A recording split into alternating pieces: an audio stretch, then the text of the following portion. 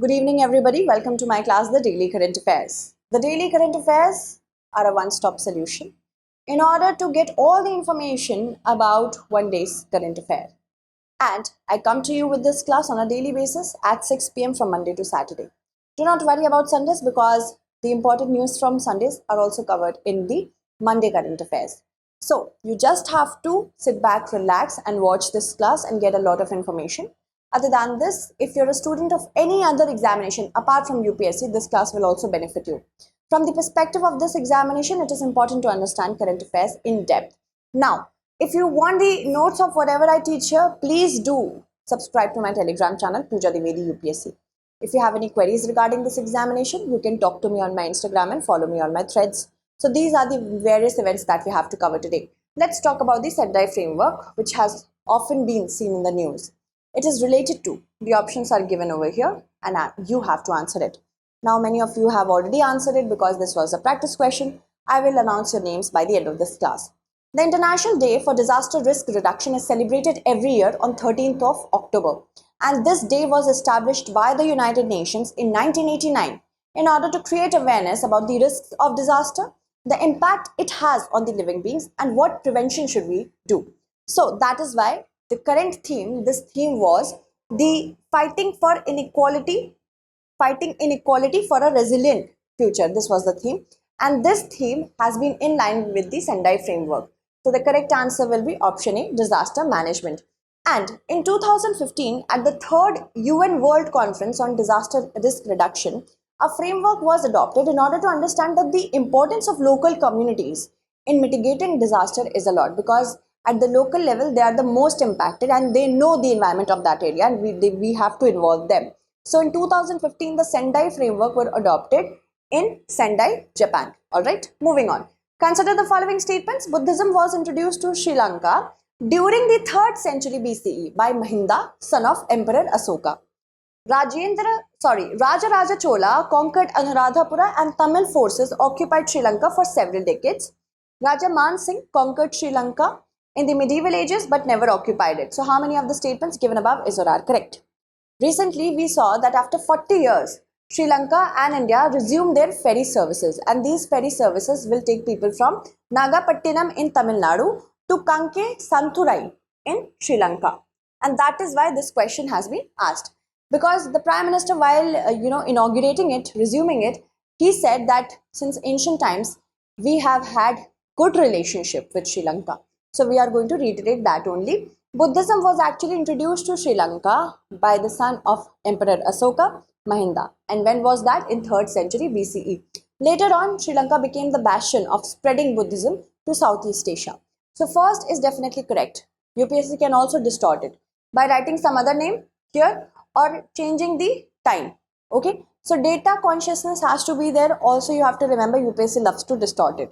Also, it wasn't Raja Chola who conquered Anuradhapura and the Tamil forces thereafter were situated there to occupy it. It was Rajendra Chola in 1017, and till 1070 the Tamil forces ruled there, as in the Chola Empire ruled there. So first is correct, second is incorrect because here it is written Raja Chola, but it was Rajendra Chola.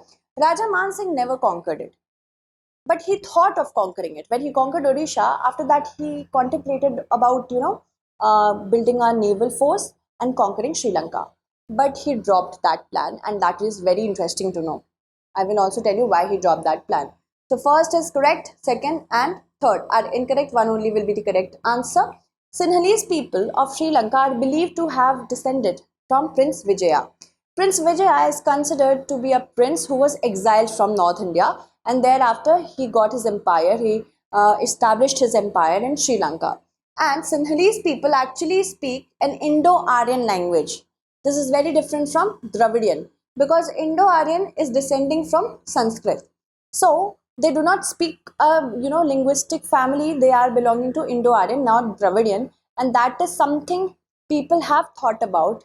Historians have thought about that they may have come from either Odisha or Bengal in Eastern India or Gujarat in West India. Buddhism was actually introduced in the 3rd century BCE by Mahinda. Moving on. Rajendra Chola conquered Anuradhapura in 1017 and Chola rule lasted only till 1070. Raja Man Singh conquered Odisha. He was, of course, the Raja Man Singh, a very close associate with the Mughal Empire, and he conquered Odisha, but he never conquered Sri Lanka, although he contemplated upon it. A Hindu icon told him that a very important and revered Hindu sadhu told him that Lord Rama had given Sri Lanka in donation to Vibhishana. Why do you need to take it back? Something that has already been given, please do not take it back. So this is very interesting. Moving on, with respect to Australia, choose the incorrect statement. Humans inhabited Australia some 45,000 years ago. The Aboriginals find no mention in Australia's constitution, and the Dutch were the first to reach the land of Australia. Aboriginal people make up about 10% of Australia's population.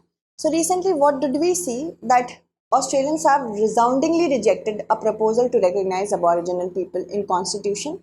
Establish a body to advise Parliament on Indigenous issue was also a part of that referendum. That's also dead. Now, any kind of change or amendment to the Australian Constitution, which is 122 years old, needs a referendum in which people have to vote. Adult population of Australia have to vote. It's a compulsion, and they have said no to representation to the Aboriginals or the native population of Australia. Australia has the population of descendant criminals from Europe. This is not what I am saying. I will tell you the data and then you can decide. Okay. So yes, with respect to Australia, humans actually inhabited Australia some 45,000 years ago. Later on in the 17th century, when Europeans came, they started colonizing this region. Before that, the native population, the actual people of Australia who have lived there for thousands of years, they have been marginalized. They represent just 3.2% of the entire Australian population. So that makes D to be the correct answer because we had to select the incorrect one. The Dutch actually were the first people from Europe. The Dutch explorer Willem Janszoons was the first person to come to Australia, and of course I could have written English, but I could have also written French, Spanish, but remember it was the Dutch. The Aboriginals actually find no mention in the constitution. So it's just like a body was to be established like National Commission for Scheduled Tribe or Scheduled Caste, but it has been told no by the people of Australia itself. So first is correct, B is correct, C is correct, D is not correct. The expression Aboriginal also means, of course, it's an expression to tell us that these people are the natives of here. They did not come from outside. They are the indigenous inhabitants representing 3.2% of the entire population of Australia. Other than this, why did they need a voice? Because a life expectancy of them is 8 years shorter as compared to non-Aboriginal Australians. They have worse rates of disease and infant mortality, as well as a suicide rate which is twice as high as non-Indigenous Australians. Now, ancient rock carvings suggest that humans inhabited Australia approximately 45,000 years ago. The first documented contact between any European, and documented means written, we have proper records of it. So it was between William Janszoons, who actually visited the western side of Cape York. Okay, here, western side of Cape York. Later on, of course, we know about the Captain James Cook stories, voyages in the 18th century. Now, the Europeans, of course, were very well aware of a land in the southern hemisphere. That is why they called it Terra Australia Incognita. That means unknown Southland.